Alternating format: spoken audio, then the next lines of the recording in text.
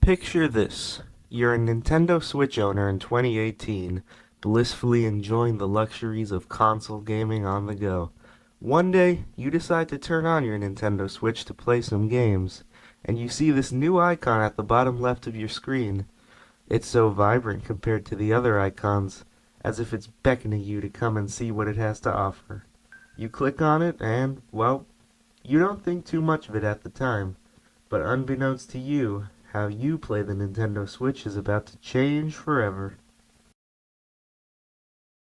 That was my introduction to Nintendo Switch Online, and it was probably the same for many other people. Nintendo Switch Online is a paid subscription service created by Nintendo, obviously, to capitalize on gamers' needs to partially interact with other people online while playing their favorite games. And I've got mixed feelings about it, but let's be honest. Microsoft and Sony already had their own subscription services years before, so in my opinion it was somewhat expected for Nintendo to join this bandwagon eventually. And what better time to start than September 18th of 2018, the day that Nintendo stole all our freedom and the day that we would never see this little logo right here ever again. So let's click that icon, see what it has to offer. Okay, this is very basic stuff here. We got a home section, online play games that support it. You get to save things to the cloud with NSO. Special offers. Missions and rewards. Okay, this might be the most interesting thing here. There's a little section at the top here with missions. If these missions are completed, you get points which you can use to buy little avatar customizations. And some more advertisement. You know, I honestly expected more from here. Similar to the eShop, it looks kind of bland and just lacks character. Maybe it had to do with the fact that I was younger and more naive, but when I saw this menu for the first time, I never once got the idea that this was a paid subscription service. Well, since Nintendo didn't do a great job showing what their own service has to offer, it's my job to do that. For starters, pricing. A standard NSO subscription will cost you $20 a year, which is a lot more manageable than Xbox's $60 a year and PlayStation's $80 a year. And an NSO plus expansion pack subscription will cost $50 a year. Those are the prices for individual memberships though. The family memberships will provide for up to 8 users and are a lot more expensive. If purchased, you now have the ability to play online, which is great if you have no friends to play with, because there's always someone online that you can play with. But wait, there's more. That's not on the script. But that's not the only thing that comes with NSO. You also get access to many of Nintendo's older titles from consoles past. A standard membership will grant you access to libraries of NES, Super NES, and Game Boy titles. An expansion pack, though, will grant you access to all that, plus N64, Game Boy Advance, Sega Genesis titles, and access to certain software and DLC, with new things being added periodically. And this right here is where it starts to fall apart for me. It's not the fact that Nintendo now has a paid subscription service. That's fine. It's not that expensive. Yet. Because, while it's all fine now, with Nintendo's next console approaching, I'm sure that there's going to be a new subscription service, and chances are that it will be even more expensive than before. That's not my only problem though. It also has to do with this, right here. Now, if you're not familiar with Nintendo's history, you probably don't see any problem here. You might be thinking, what's wrong with this? You get to play lots of Nintendo's old games, I see no problem. But that's where you'd be wrong. So, to explain, let's go back in time, to the eras of the Wii and Wii U. Back on these consoles, Nintendo had a thing called Virtual Console, which, no pun intended, was a line of virtually every previous Nintendo game released, consisting of libraries from the NES, Super NES, and N64 to name a few. Any of this sound familiar? And if you wanted to play a certain game, all you would need to do is just spend a few bucks for it. I think like $10 at most, and well, you would own it. I think you know how transactions work. You see, that's one of my biggest problems with Nintendo Switch Online. Virtual Console is now defunct.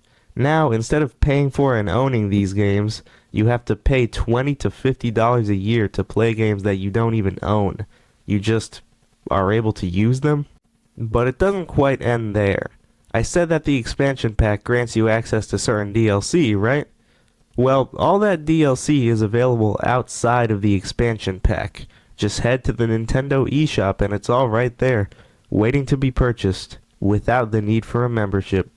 And my only question with that is, why? It just doesn't make sense to me to pay for a subscription if all you want to do is take advantage of the software. In theory, you could save more money if you just buy an N64 and some games and pay for it all at once than to spend $50 a year to play games that you don't even own.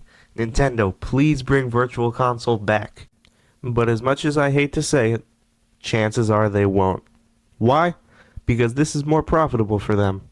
Don't forget, Nintendo may be the company that provided us with many great games and memories, but they're still a corporation, and their biggest priority is to make money. And that's just it. To my knowledge, there was no problem with Virtual Console, and there was no problem with keeping online play free. In fact, playing online on the Switch was free before they moved to their paid service. So why are they doing it this way? Like I said, because it's more profitable.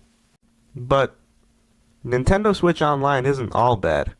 Like I said, it's still a lot cheaper than the competition. And for those of us who never got to experience Virtual Console, it's still pretty cool to have all these games available to play on the Switch. So, enough with the bad. Let's talk about some of the good. For starters, they have some pretty decent libraries of retro games. The UI in each of these libraries is pretty basic, but it gets its job done pretty well. Every library has about what you'd expect to see from Nintendo, full of Mario, Zelda, Kirby, Metroid, and a bunch of games from third-party developers too. One thing I've been taking advantage of is the ability to test games, so to speak. For example, say there's a game that I want for an older console, like the N64, but have no idea how it plays or whether I'll like it. If it's available on NSO, which most of the time it is because I'm after first-party titles mostly, I am able to try a game without having to buy it, which has made life way easier. I've always found it slightly confusing, though, to play these older games on a Nintendo Switch controller. They're a lot simpler and were made with simpler controllers in mind. I mean, an NES controller has 8 buttons if you consider the D-pad's 4 different inputs to be 4 different buttons. The Switch controller has 16 if you don't count the sticks. That's double the amount. I always end up having to remind myself that not all the buttons on a Switch controller have uses within these games. It just makes these games a bit of a hassle to play. At least, that was the case until I found out that, exclusively for NSO subscribers, Nintendo sells 4 controllers that make these games way more fun. The NES controllers, the Super NES controller, the N64 controller, and the Sega Genesis controller. Wireless and containing rechargeable batteries. And these controllers are the definitive way to play retro games on Nintendo Switch Online. I own 3 out of the 4 and have lots to say about them, so buckle up. I'm also looking at them as I write the script, so that helps too. Right out of the box, you can tell that Nintendo did not cheap out on these controllers. I think these controllers feel better quality than the Joy-Cons themselves. Yes, I said it. Fight me. Every single button on these controllers, besides the start and select, are super clicky and satisfying to press. And as a person who has played on all these consoles, I would even say that they feel hardier and more durable than the original controllers. Seriously, you could throw one against the wall and the wall would probably break first. That's a hyperbole, I wouldn't try that if I were you. But you could tell that a lot of thought and care was put into these controllers. If you look on the back of the NES controller, you could see that even the font looks reminiscent of the original NES logo. Now you might be wondering, why does the NES set come with 2 controllers and the other ones don't? I'm glad you asked. See that rail along the top of it? That's there because these things slide onto the Nintendo Switch like Joy-Cons, which is pretty cool and kind of weird. I mean, come on, imagine walking around with this thing in your hand. The Super NES controller has to be my favorite out of all of them. They changed the glossy plastic of the original to a more rough and textured feel, which I like way better. It's nice to hold, the size and weight are nice, and best of all, the shoulder buttons are super clicky.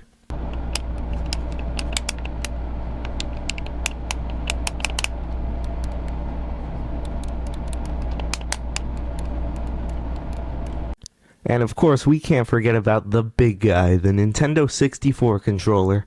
Unlike the other controllers, which I'd say are bigger and sturdier than the originals, this is almost a one-to-one replica in size, shape, and texture, with some added improvements like built-in rumble. And they still nail the stick. This controller appears to use a similar, if not the same, stick mechanism as the original.